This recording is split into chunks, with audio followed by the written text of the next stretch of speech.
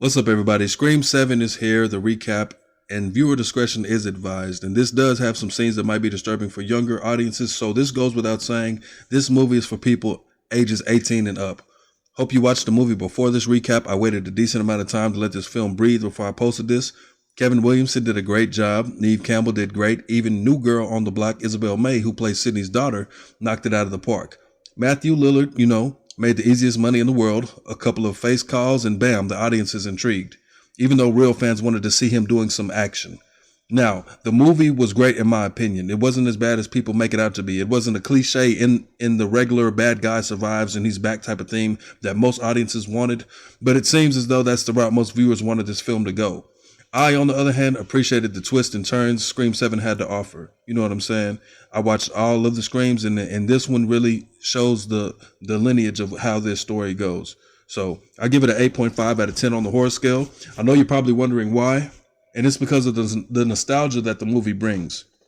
This was like a full circle moment for the franchise, as it basically mimics every detail from the first installment, from the town shutting down at curfew, Tatum's boyfriend Ben sneaking through the window like Billy Loomis did, and even the Red Right Hand song by Nick Cave and the Bad Seeds. The same anticipating news crew is out and about trying to make a news story, and Gail really pisses me off in this movie. Yeah, she saved Sydney, but damn, she really puts her in harm's way during the interview she had mentioning her 3 kids and stuff. I mean, really, you would think after losing Dewey, she would put this belligerent job to the side and find a new profession. Maybe one that doesn't involve getting her and the people she cares about closely in grave danger. Anyway, the killers in the movies were nobodies. As you can tell, Carl Gibbs is an escaped mental patient. Marco Davis is a caretaker at the facility. And Jessica Bowden is an evil blonde-headed diva, basically a superfan gone crazy. All of them have no relevance to Sydney other than they want to kill her and make a name for themselves, I guess.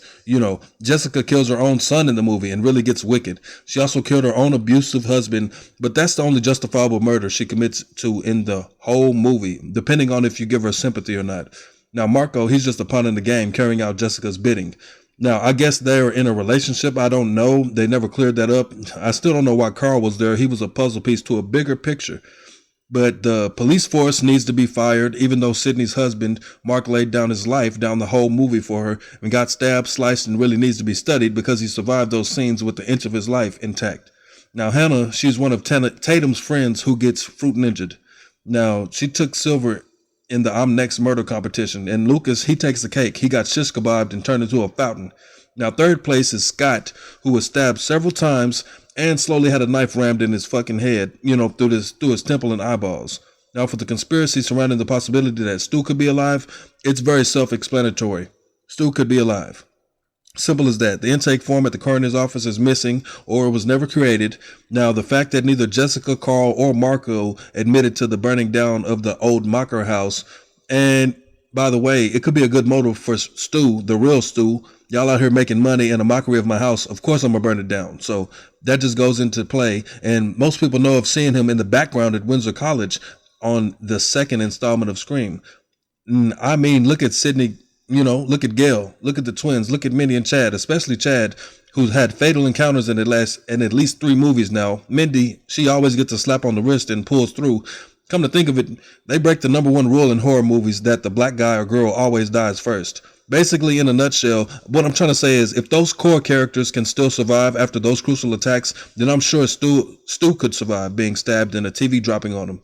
Plus, when the killer calls Sydney as Stu in one of the occasions, he tells Sydney he always had a thing for her.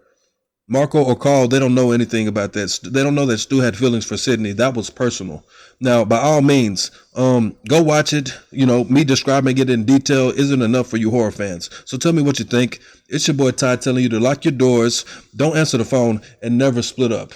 Peace.